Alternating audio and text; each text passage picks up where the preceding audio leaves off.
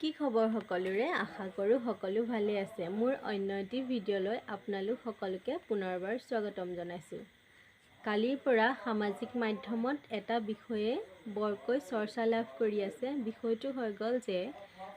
কৰোনাৰ সময়ত বিনামূলীয়াকৈ যি ভ্যাকচিন প্ৰদান কৰা হৈছিল কোভিশিল্ড সেই কোভিশিল্ড প্ৰস্তুতকাৰী সংস্থা এষ্ট্ৰাজেনেকাই নিজৰ মন্তব্য প্ৰকাশ কৰিছে যে ব্ৰিটেইনৰ এখন ন্যায়ালয়ত তেওঁলোকে যি ভ্যাকচিন প্ৰস্তুত কৰিছিল সেই ভ্যাকচিনে মানৱ শৰীৰত পাৰ্শ্বক্ৰিয়াৰ সৃষ্টি কৰিব পাৰে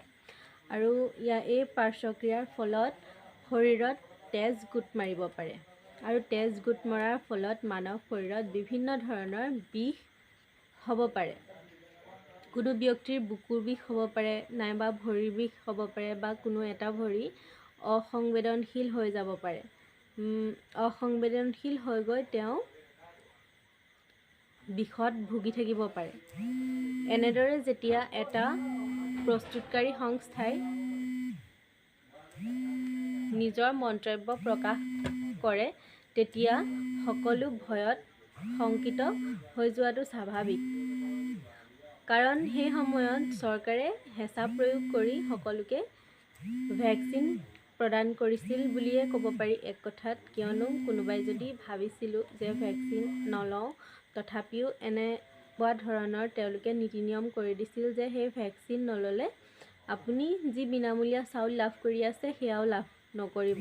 আপোনাৰ গাঁৱৰ সুলভ মূল্যৰ দোকানখনত গৈ আপুনি ভ্যাকচিন লোৱা সাৰ্টিফিকেটখন দেখুৱাব লাগিব তেতিয়াহে আপোনাক সেই বিনামূলীয়া চাউল প্ৰদান কৰিব বা কোনোবা বাটেৰে নিজৰ যান-বাহন লৈ অহা যোৱা কৰি আছে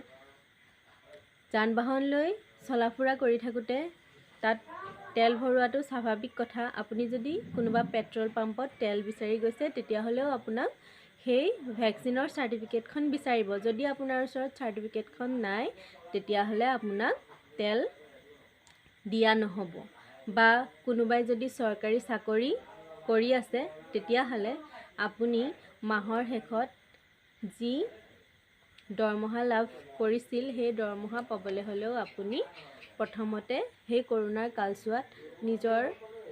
ভ্যাকচিন লোৱা সাৰ্টিফিকেটখন প্ৰথমতে সাবমিট কৰিব লাগিব তাৰ পিছতহে আপোনাক দৰমহা দিয়া হ'ব তেনেকুৱা ধৰণৰ বাধ্যবাধকতাৰ ফলত বহুতেই সেই ভ্যাকচিনটো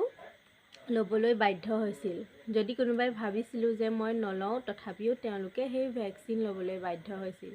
যদি সেই সংস্থাটোৱে সম্পূৰ্ণৰূপে নাজানিছিল যে ইয়াৰ ফলত ভাল হ'ব বা ইয়াৰ কোনো পাৰ্শ্বক্ৰিয়া নাথাকিব তেতিয়াহলে তেওঁলোকে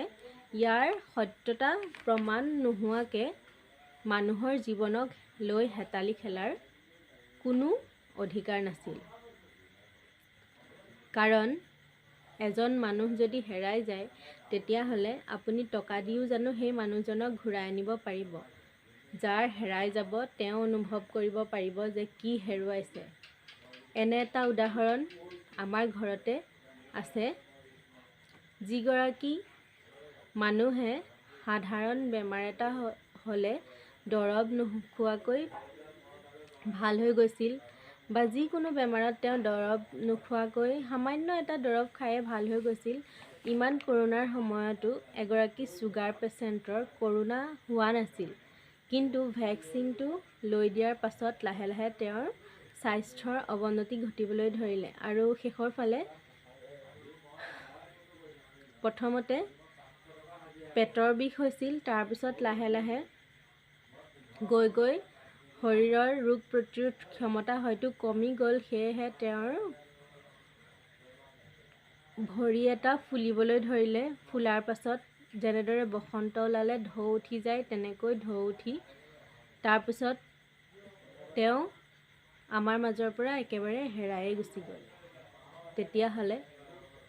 এয়া সেই ভ্যাকচিনৰ পাৰ্শ্বক্ৰিয়া বুলিও কোনো সময়ত মনলৈ আহে কাৰণ যিগৰাকী মানুহে তাৰ আগত দৰৱ নাখালেও নিজৰ বেমাৰ ভাল হৈ চলাফুৰা কৰি থাকিব পাৰিছিল সেইগৰাকী মানুহ ইমান ঘপককৈ কেনেকৈ হেৰাই যাব পাৰে